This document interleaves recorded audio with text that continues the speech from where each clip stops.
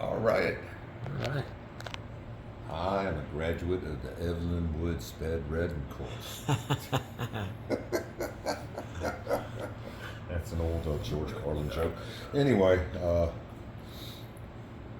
in '83, I was with Larry, been with him a couple of years, and we did this European tour with Larry, Lavelle White, Zora Young, Gene Carroll, Mario Satterfield was the bass player. His dad played bass for B.B. King. And I got a drummer by the name of Jim Schutte, who was at that time Luther Allison's drummer. He lived in Paris and stuff. And so we did this 6-week tour of Europe, and it was like, we didn't have any nights off, really. Really? I don't think we had any nights off, except for the first night when we first got there. And we traveled by train. We all had Eurail passes, which was really cool. But all three of these women had a ton of suitcases. 2 or 3 big suitcases. And this is before they put wheels on these things, right? And handles. You know, that stuff didn't exist. Well, we were always late for the trains. And I'm not going to say who was always making us wait late for the trains, but it was always one of the 3 women. And so we get to the train station, and we had to run for the trains. Well, because I was in my 20s, I was the young white boy on the tour. I was 27, I think. I had to carry all the girls' luggage. So I'd be making several trips from where they put the luggage and be carrying 2 bags at once, running toward the train, throw the luggage on, go back, get the other 2 bags, run into the train, throw the luggage on, run back, get the other 2 bags, go back, throw the luggage on, run back, get Larry's luggage, all my clothes were rolled up in a little backpack.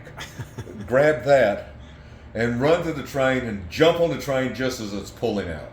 That was generally the MO of the day back then.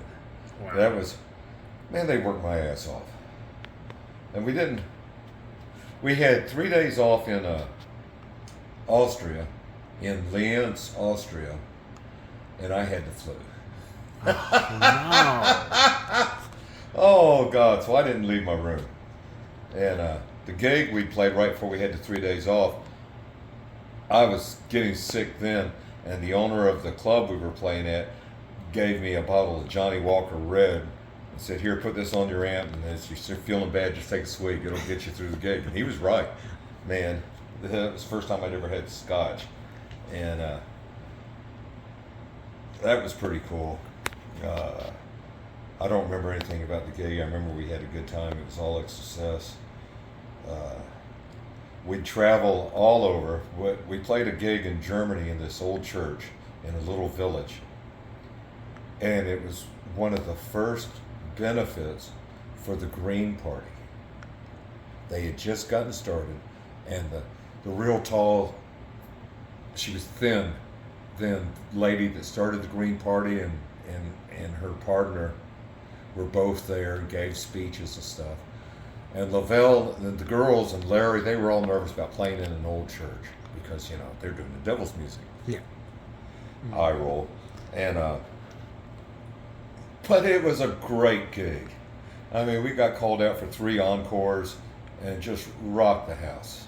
I could still see it in my mind, being on that stage, which was where I guess the stage was the converted pulpit area, you know, but it was a performance area at that time. And people were just screaming and raising hell and dancing and just having a blast. And that was a wonderful show, and I still remember bits and pieces of it, so it had to be really good, right?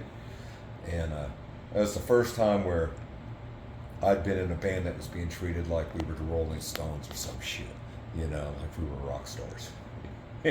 It was a rush, and it was a lot of fun. And then later on in the tour, we're somewhere in France, headed to the south of France, to Nice and Nancy and places like that. Sunny places for shady people, I believe, is that wrote Great Gatsby described it as. And so we were staying in this old villa from the 1600s, 1500s, something like that, maybe even older. And it was 2-3 stories, and so they had us all up on the top story, each in our own bedroom and stuff.